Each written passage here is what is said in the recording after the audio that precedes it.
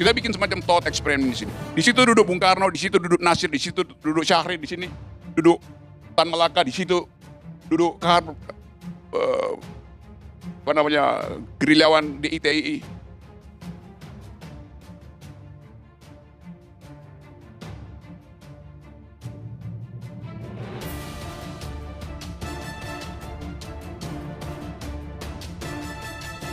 Dari awal misalnya Sandi ditawarkan jadi wakil presiden Ganjar, mesti diusir oleh PDIP.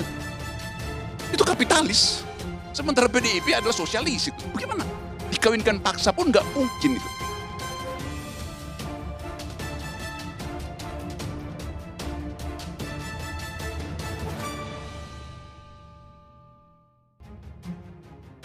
Coba kita lihat bagaimana palsunya watak pemimpin kita tuh. Kemarin Ibu Mega datang karena diundang oleh Jokowi.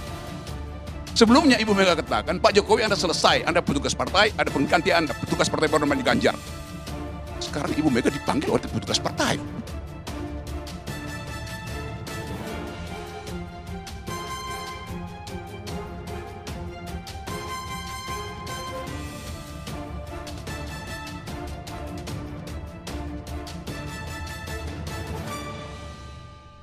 Poinnya adalah sikap terhadap masa depan demokrasi. Prabowo pasti akan dibatalkan karena isu hak asasi manusia.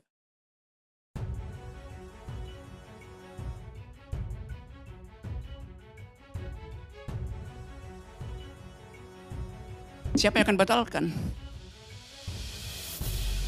Ibu Megawati. Karena Megawati dulu ajak Prabowo jadi wakil presidennya. Kan itu soalnya kan.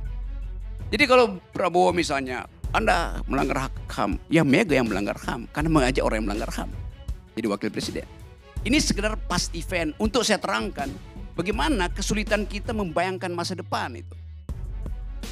Karena perjanjian-perjanjian palsu itu ada dalam file sejarah ini.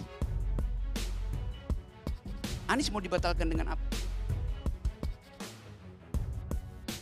Isu intoleransi. Ahok mau dibatalkan dengan apa? Sama aja. Jadi kemampuan kita untuk mendeteksi masa depan dibatalkan oleh kecurigaan kita terhadap kedunguan kita sendiri. Itu bermain-main dengan sejarah lalu menjadikan sejarah alasan untuk mengukur potensialitas satu partai. Jadi saya nggak tanggapi itu bagian palsu. Coba kita lihat bagaimana palsunya watak pemimpin kita itu. Kemarin Ibu Mega datang karena diundang oleh Jokowi. Sebelumnya Ibu Mega katakan, Pak Jokowi Anda selesai, Anda petugas partai, ada pengganti Anda, petugas partai baru namanya Ganjar. Sekarang Ibu Mega dipanggil oleh petugas partai. Di mana hierarki etisnya gitu kan. Kan Jokowi sebagai petugas partai memanggil ketua umumnya untuk datang ngobrol dengan komplotan. Yang kita sebut koalisi itu. Dari segi itu, etik itu udah nggak ada. Jadi kalau kita ucapkan dengan secara yang lebih jujur, apa yang terjadi hari ini? Tukar tambah kuantitatif. Bukan prosedur kualitatif untuk menghasilkan demokrasi itu. Dari awal misalnya Sandi ditawarkan jadi wakil presiden Ganjar, mesti diusir oleh PDIP itu. Itu kapitalis. Sementara PDIP adalah sosialis itu. Bagaimana? Dikawinkan paksa pun nggak mungkin itu. Demi alasan apa? Pragmatisme. Pasti asal pragmatisme. Jokowi udah di ujung masa jabatannya, masih mau jadi kingmaker. Demi apa pertanyaannya? Raja itu diasuh oleh ide. Sekarang kita tanya, kalau Jokowi jadi kingmaker, idenya apa? Terhadap siapa idenya? Wong kingnya aja udah dibajak oleh PDIP, kok bagaimana mau jadi kingmaker? Sama halnya dengan PDIP, mau jadi kingmaker terhadap Ganjar. Lo kingmaker itu dia rampok dari tempat Jokowi, bukan dia asuh dari bawah.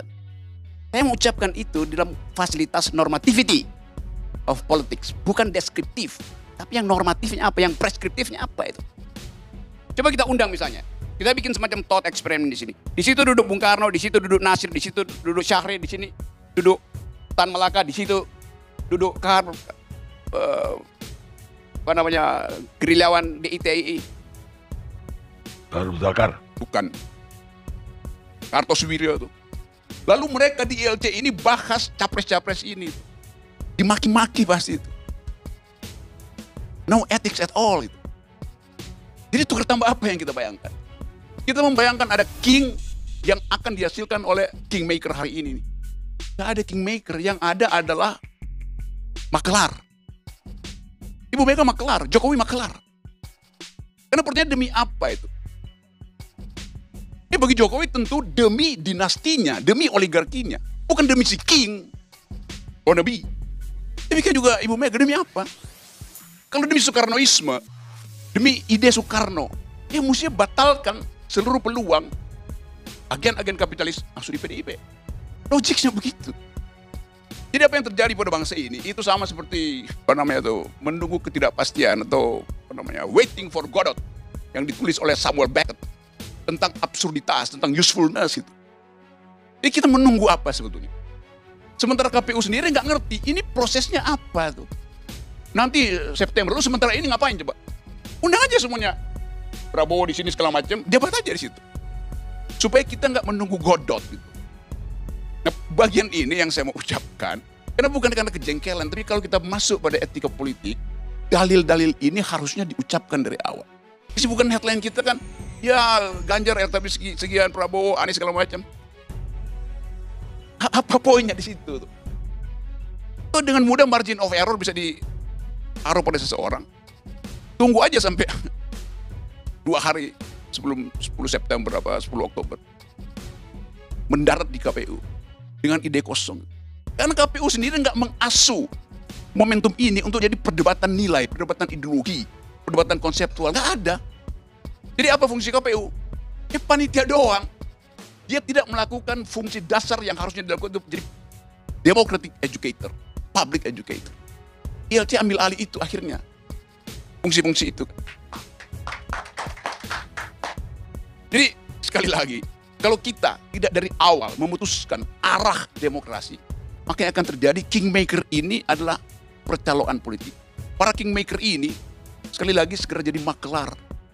Hasil dari tukar tambah makelar adalah pemimpin yang mediocre. Terima kasih.